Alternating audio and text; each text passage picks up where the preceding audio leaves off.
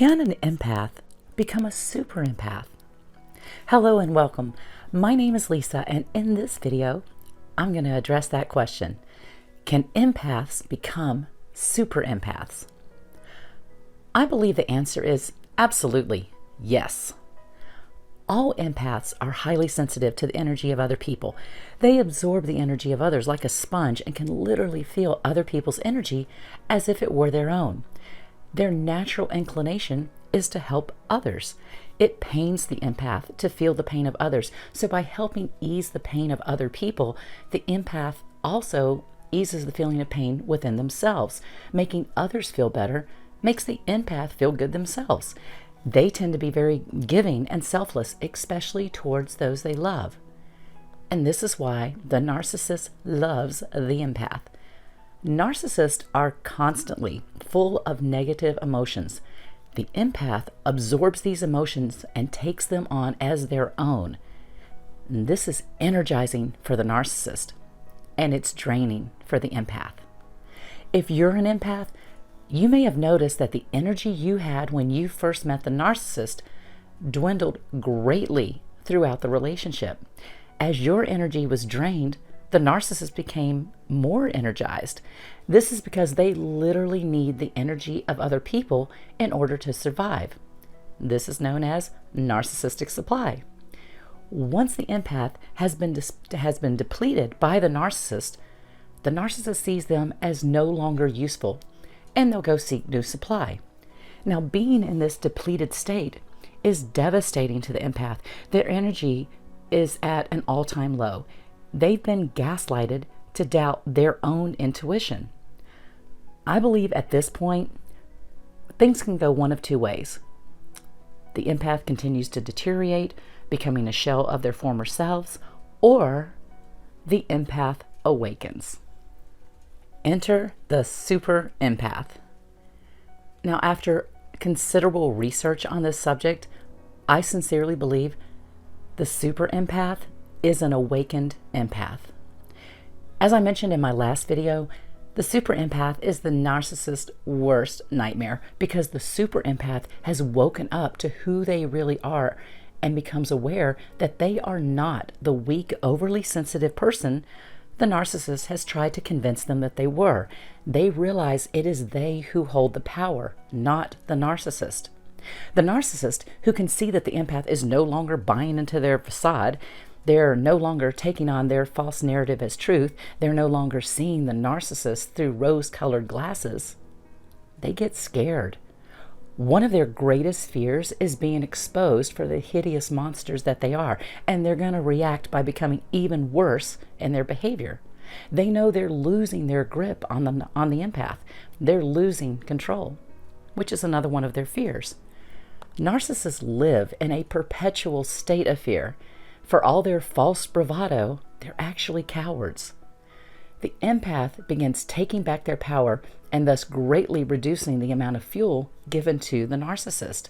And this unspoken power struggle is felt by the narcissist, who continues to up their abuse in an attempt to get the empath back under their control. Remember, the narcissist needs to win, and they view relationships as competitions that they must win. But once an empath has awakened and become the super empath, the narcissist is no match for them.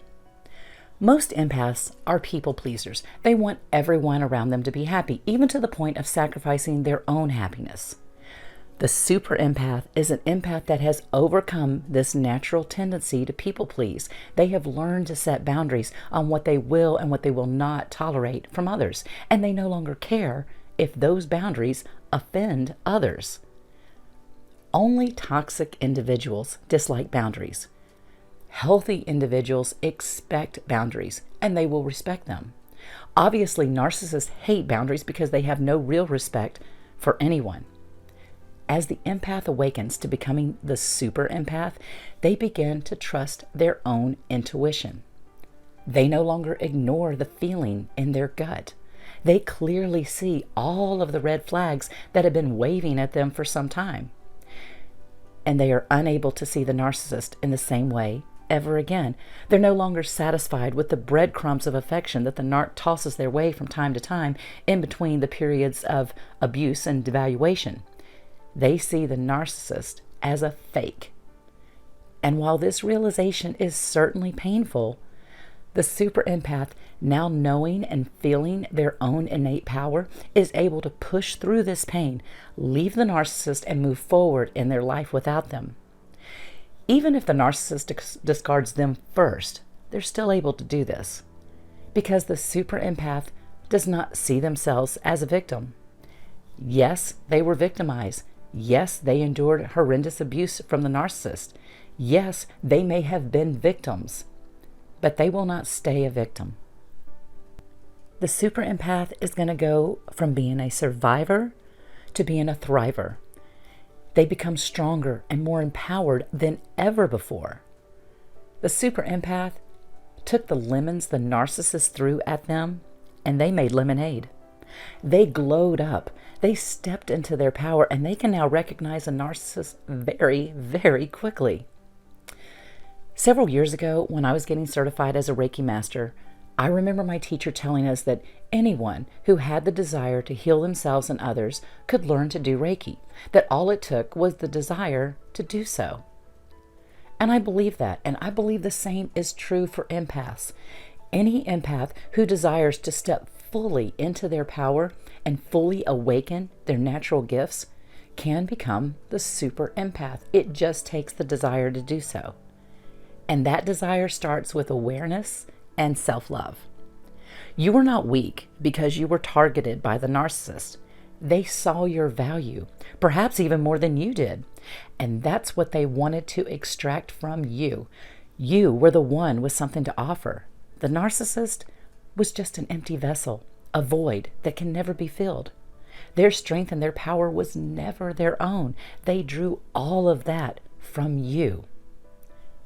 Remember the movie The Wizard of Oz?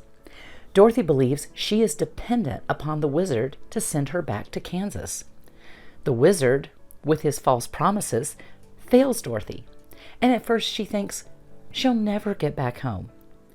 That is until Glinda, the good witch, reminds her of her power by saying, "You had the power all along, my dear. And survivors, so do you."